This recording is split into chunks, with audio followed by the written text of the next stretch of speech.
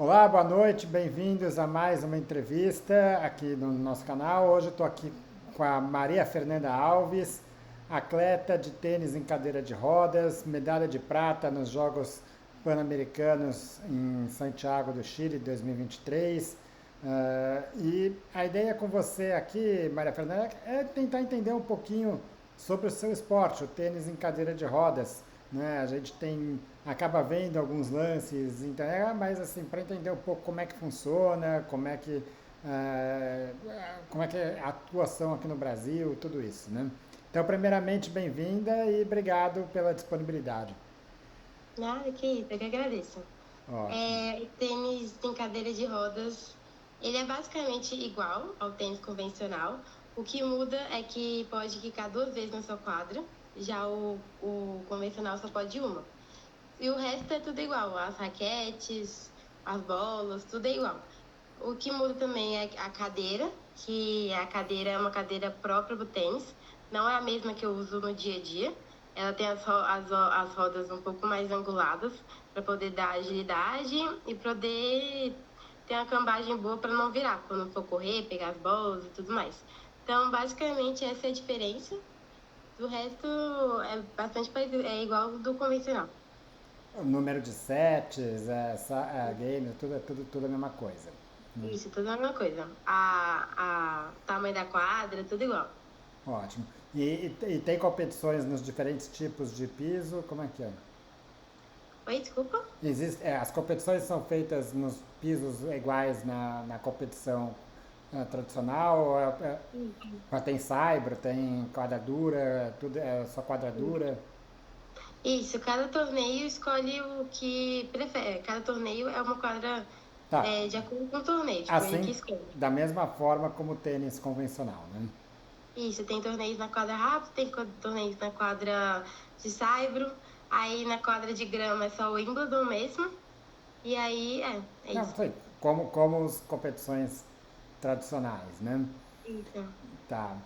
Essas cadeiras você consegue fácil aqui, porque, vamos dizer, não tem muita gente que pratica o esporte aqui no Brasil, né? E é uma coisa que você consegue ele facilmente?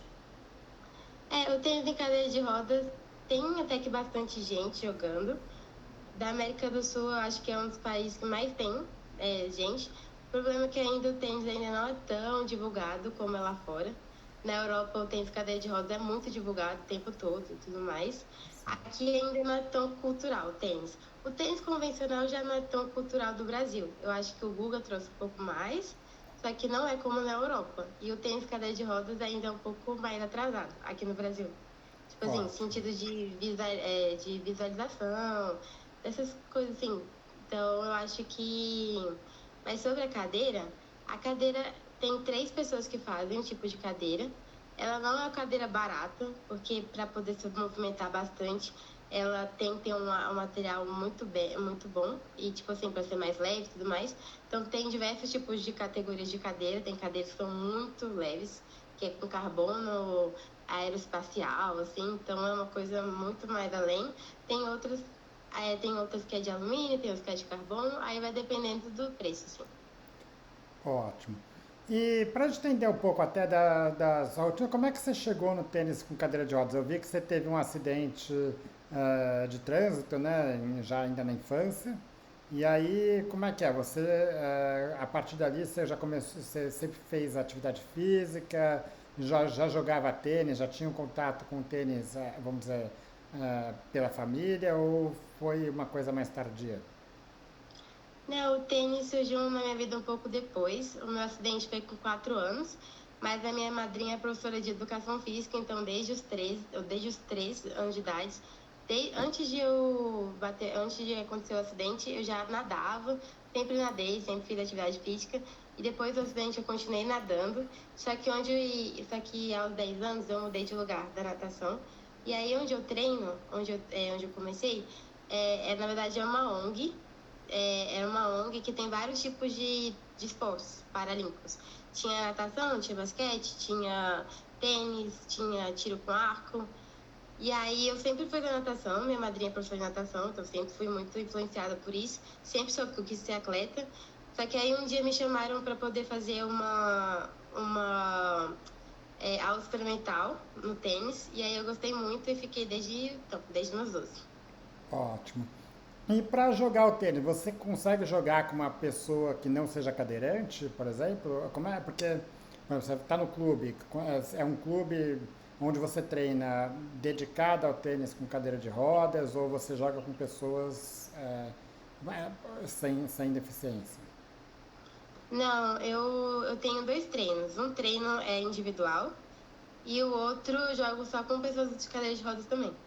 Porque é muito difícil jogar com um andante, porque o tempo da bola é diferente, a agilidade é diferente, então muda bastante coisa. E aí o tempo da bola também, então, tipo assim, eu só jogo com pessoas cadeirantes, ou na cadeira de rodas. Legal. E de competições, quando você pega o tênis convencional, os tenistas vão praticamente toda semana estão jogando uma competição, né? Rodando o mundo fazendo isso. O tênis em cadeira de rodas, como é que é a sua rotina de competição? Tem muitas competições? Tem, tem, tipo assim, a cada ano, no início de cada ano ou no final de cada ano, eu faço meu calendário do ano todo, e aí eu escolho as competições que vão me favorecer e que eu tenho mais chance de avançar. Então, é o critério que eu uso para ter torneios.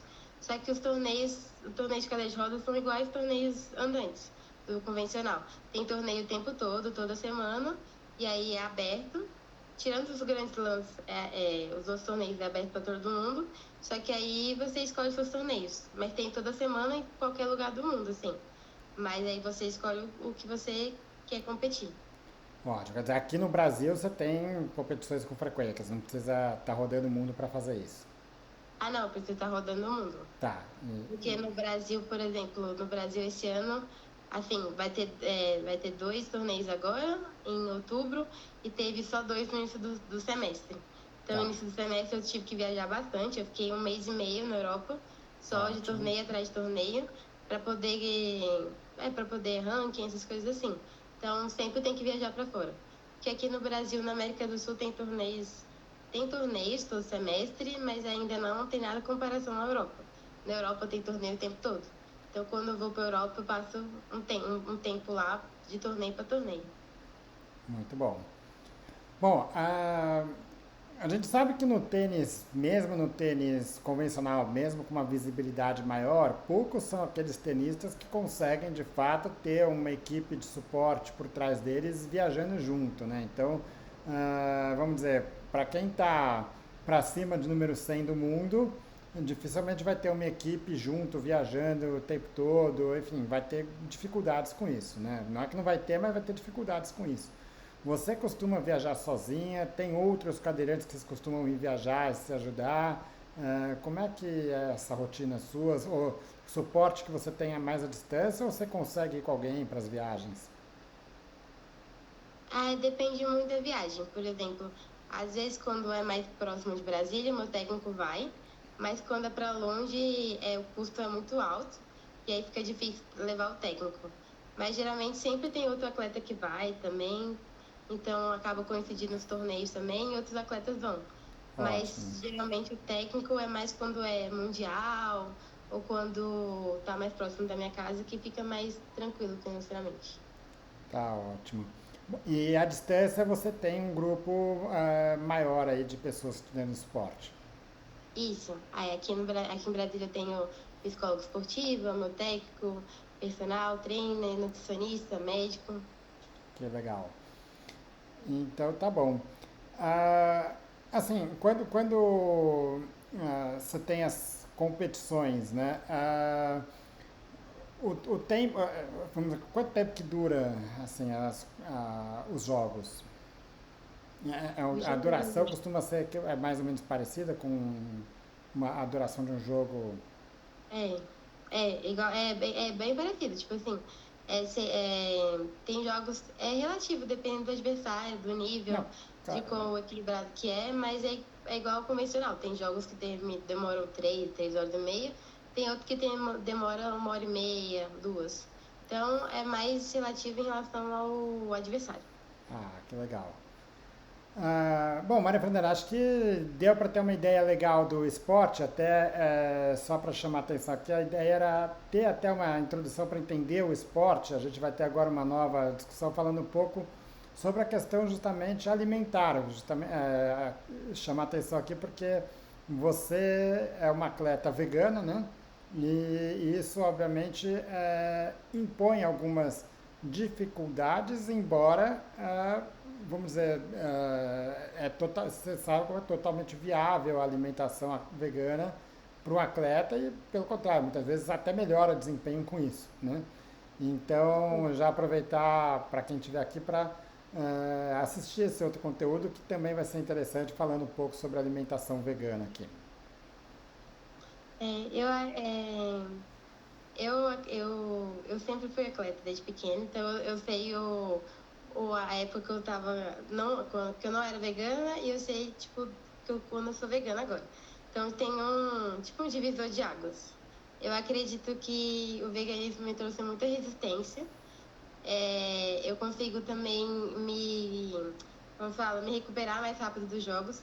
Ainda principalmente o tênis, que é um esporte bastante demorado. Tem dias que eu tô em quadra mais de 6 horas por dia em torneio, porque às vezes tem jogo de simples de manhã e jogo de dupla tarde. Cada um, em média, demora 2 horas, em média, né, por aí. Então eu fico muito tempo em quadra e aí eu sinto que o veganismo me dá mais essa resistência e também essa recuperação mais rápida. Que eu acho que como a alimentação não inflama tanto, eu acho que recupera mais rápido. Legal. Eu vou deixar esse para esse outro conteúdo para a gente estar discutindo um pouco as bases de tudo isso. Queria primeiro te agradecer a disponibilidade e contar com você em novas discussões aqui. Pode me chamar.